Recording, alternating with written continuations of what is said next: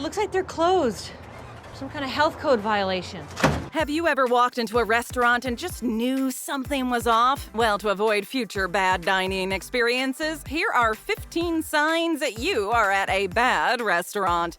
That look like spit to you? Yeah. Unclean parking lot. Out into the parking lot. Before you even step foot inside the restaurant, there's a very easy way to tell if the place is even worth a visit in the first place, and it all starts in the parking lot. Just look around a bit and see if you notice any major problems. If the first thing you come face to face with when you get out of your car is an open dumpster, unclean windows, and a carpet of cigarette butts on the ground, it might be fair to assume the restaurant does not prioritize cleanliness. It makes sense, doesn't it? Sure, sometimes the establishment shares the lot with other businesses, but still, this is not a good sign. It's all about the first impression, and if yours tells you that you should get back in your car and drive away, then you should listen to it. If the outside of a restaurant is dirty, there is no telling what is waiting for you inside. Trust me when I say this. No host. First time? First time for you? First time? Yes. All right! Another red flag at a restaurant is if whether or not it has a host. The host is basically the face of the restaurant. They're the ones greeting the customers first, aka the first person you see, which is your initial impression on the staff. They're the ones who bring you to your table or inform you of the waiting time and familiarize you with the place. So having a great host is one key to a good dining experience. The puppy is what you're going to have, okay? Oh, don't they serve that in the cafe across the street? No! However, if you get inside a restaurant and there's no host to be seen, it may be cause for concern. Ensuring proper greeting at arrival should be a priority. And if that's not the case, then it could mean some considerable management issues. If you find yourself waving at passing staff in order to be seated, just get out of there and go somewhere else. Let's roll. You wait too long. Just waiting for my breakfast. Lois! Now, if you did get greeted and seated by a host, that's just half of the battle. The other half is seeing how long you have to wait before someone comes to your table. There's this golden rule in the restaurant industry that says every table should be greeted within 60 seconds of being seated. If it takes longer than that, you're in for one heck of a long night. What is taking so long? I wasted all day! And by greeting, we don't mean taking your drink order or even telling you the specials. Just an acknowledgement that you will be served soon. If your waiter is too busy to bring you the menus, the host or even the manager could be the one to do it. But the important part is that someone does it. This is perfect to establish a good rapport with guests from the get-go and let the customers know they're important to the staff. Is there a project you're working on? I know more than you. All right. Only tourists eat there. Scusi, babbidaboopy? Che cosa? Peter, what are you doing? Speaking Italian. Another indication that you might not be eating at the finest of restaurants has to do with who else is in the dining room with you. Is it a bunch of locals who look like they've been here a few times, or is it solely groups of tourists out and about exploring? Look, a clock. We don't have that in America. While it might not seem like such an important detail at first, it's actually a pretty accurate representation of the reputation of said restaurant. The place might look very popular at first, but it could be because it was the only close-by option. If none of the locals bother going there, that should tell you something. If you want to find a really good restaurant, the best way is to follow the locals. Why? Because they know the real good spots and that they're dining there because of the reputation of the eatery. Indeed. Indeed. Complicated menus. We'll have the... Aside from the state of the menus, you can also tell a lot about the quality of a restaurant by simply looking at what is offered. And what do you serve here? We serve the kebabi. Kebab. It's always convenient when you go out with people who all have different tastes and everybody can find something they like on the menu. However, you should be aware of places that seem to have too many things on the menu. No chef can truly specialize in everything. They usually pick one type of cuisine and do it well, but that's about it. If a place has dozens of different types of dishes, don't expect too much. Barbecue and seafood together makes sense, but if you also see tacos and Italian delicacies on the menu as well, it might be time to reconsider your choice of restaurant. Never trust a menu that's too extensive. Think about it.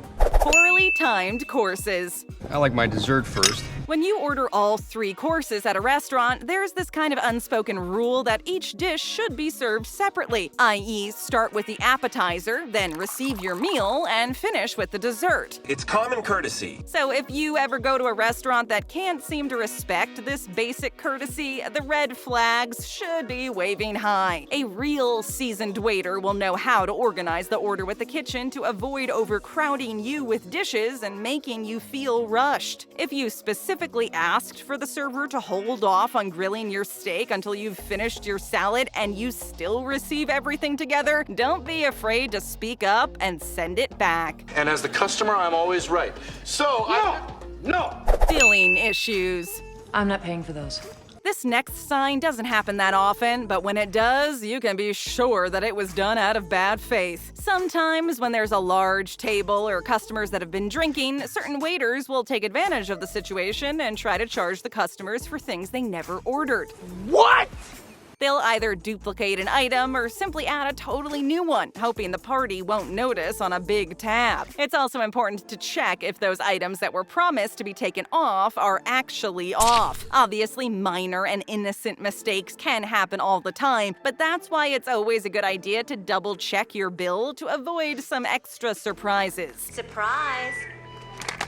Surprise, Cindy. Impatient staff. No! God!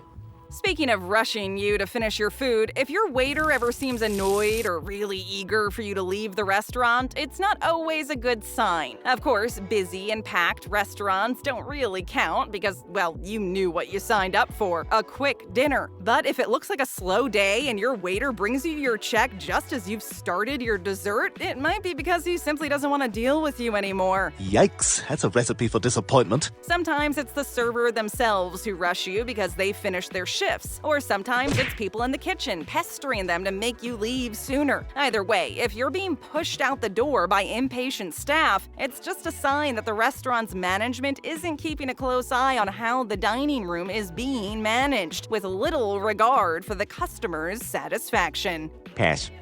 Yeah. Sketchy bathrooms. I really was admiring how clean your toilet was in your bathroom. Again, at restaurants, it's all about making a good impression on the customers. To do so, having a clean dining room is imperative, and everything needs to be perfect from the moment you walk in. But if you want to make sure this show isn't all just for pretend, head over to the bathroom to see the real damage. According to many former restaurant employees, the state of the bathroom is always a pretty good representation of the state of the kitchen. If the soap dispenser is empty, the toilet bowls look like they haven't been cleaned in ages, and every stall is running out of TP, just imagine how disastrous things must be behind the kitchen doors. It's too much! It's too much! You can surely bet that if employees aren't keeping up with their bathroom cleaning duties, other types of cleaning probably aren't being done either. Having a clean bathroom should be the bare minimum, and you shouldn't have to put up with a dirty, trashy restroom. No doubt, no doubt, no doubt, no doubt. Dirty tables. Ugh. Yeah, ew. Ugh, gross, right, guys? Just like in the parking lot, if the first thing you see when you're walking to your table is dirt, it's not a very good look. The same goes for the menus. Menus are easily dirtied. All it takes is one set of greasy fingers or a piece of dried food stuck between 2 pages. Disgusting. But it still shouldn't be an excuse. It takes only a few minutes to wipe down a menu, but really goes a long way to show the integrity of a restaurant. Oh, and of course, don't forget to check for stains on glasses and silverware as well. Allowing dirty utensils, menus, or basically anything at all is a sign of neglect that should never happen at a nice restaurant. If you see a lipstick stain on your glass, run like the wind. As we keep moving on, take a second to hit that like button, would ya? Thank you. Next! The missteps keep coming. Oops. Mistakes happen all the time, especially in a stressful and fast-paced environment like at a busy restaurant. So if your waiter makes 1 or 2 minor mistakes throughout the night, it's not anything to get too worked up about. Yeah, no biggie. However, if the errors keep on coming consistently, each worse than the last, then you might have a problem. Getting your order mixed up slightly is pretty understandable, considering dining rooms are usually pretty loud. But if the mistake isn't corrected quickly, or if they keep insisting that you were the the one who made a mistake, it's simply a sign of bad service. Whether it's an improperly cooked meal, cold food, or a completely wrong order, if there isn't any polite compensation offered, like a free dessert or a discount of some sort, don't bother going back there. Just don't do it, promise? No one else is having a great time. You cannot get the kebabi at the cafe across the street! Going out to eat with your friends and family is supposed to be a fun experience from beginning to end. So if you get to a restaurant and no one seems like they're having a pleasant time, it would be foolish to think your night will be any different. You wish, pal. Of course, you might simply be sitting next to a couple of grumps who like to complain a lot, but you still shouldn't ignore the warning signs. If you notice that there's more than one table around not looking completely happy, maybe they keep looking around for their server or they're constantly sending food back to the kitchen, then you might just be in a crappy restaurant with really crappy service. Signs to look for include waiting a long time for the plates, empty glasses of water that aren't being refilled, and drinks arriving after the food. If others are not having a nice time, trust that you probably won't be either. Good luck with that.